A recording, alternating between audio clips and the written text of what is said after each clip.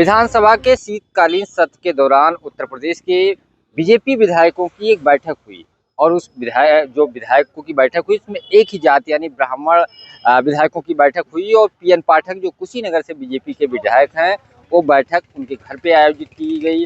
हालांकि इससे पहले अलग अलग जातियों की बैठक हो चुकी है। मानसून सत्र में 2 दिन ठाकुर विधायकों की बैठक हुई थी। पहले रामवीर सिंह ने एक निजी होटल में कराया, उसके बाद जयवीर सिंह जो उत्तर प्रदेश की सरकार में मंत्री हैं उन्होंने होटल पर्यटन में कराया। तब इस पे विवाद तो हुआ, खबरें चली, लेकिन पार्टी की तरफ से कोई एक्शन नहीं लिया गया। लेकिन इधर जब शीतकालीन सत्र के दौरान ब्राह्मण विधायकों की बैठक हुई, नाराजगी खुल के सामने आई। अपने राजनीतिक वर्चस्व को कायम रखने के लिए इस बैठक में चर्चा हुई। आर्थिक मदद, खास तौर पे जो ब्राह्मणों को प्रताड़ित किया जाता है, इन सब बिंदुओं पर चर्चा हुई। तो बीजेपी हाईकमान ने इसको नोटिस दिया। बीजेपी प्रदेश अध्यक्ष जो नए नवेले प्रदेश अध्यक्ष हैं पंकज चौधरी ने बाकायदा बयान जारी करके कहा कि अब दोबारा अगर ऐसी गलती हुई, जातवाद बैठक हुई तो सख्त एक्शन लिया जाएगा। भारतीय जनता पार्टी सबका साथ और सबके विकास की बात करती है। एक बार इसको लेकर के फिर से सियासत शुरू हो गई है कि जब ठाकुर विधायकों की बैठक हुई तब इस तरीके की चेतावनी क्यों नहीं जारी की गई।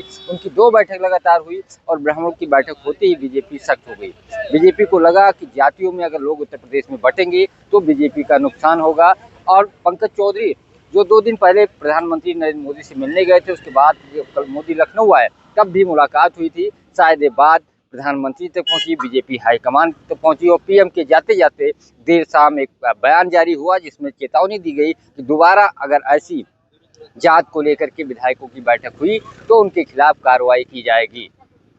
अब देखना ये होगा बैठक होती है या नहीं। हालांकि अगली बैठक 5 जनवरी को प्रस्तावित थी, लेकिन सख्त निर्देश के बाद शायद अब बैठक न हो। लेकिन अंदर खाने अपनी अपनी जातियों को लेकर के जो पार्टी के विधायक हैं वो अलग अलग रणनीति बना रहे हैं। वहीं पार्टी आलाकमान के आदेश पर पंकज चौधरी ने भाजपाइयों को सख्त लहजे में नसीहत दी तो विपक्ष को नया मुद्दा मिल गया। समाजवादी पार्टी अध्यक्ष अखिलेश यादव ने सोशल मीडिया एक्स पर पोस्ट करते हुए लिखा, अपनों की महफिल सजे तो जनाब मेहरबान और दूसरों को भेज रहे चेतावनी का फरमान। तो वहीं कांग्रेस ने इस मुद्दे को लेकर जमकर राज्य सरकार को घेरा और भाजपा के उन ब्राह्मण विधायकों को न्योता दिया कि वह भाजपा का साथ छोड़ दे, क्योंकि भारतीय जनता पार्टी में ब्राह्मणों का कोई सम्मान नहीं है।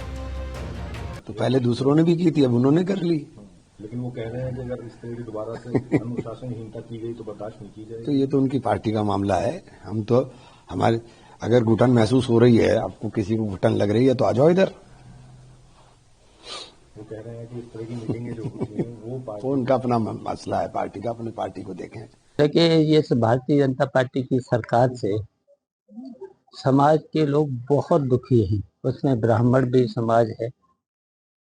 तो हमारा तो उनसे यही कहना है कि जितने भी दुखी हैं ब्राह्मण समाज के लोग जो दुखी हैं हमारे साथ आएं और हमारे साथ आने पर उन्हें पूरा सम्मान देने का काम हम लोग करें।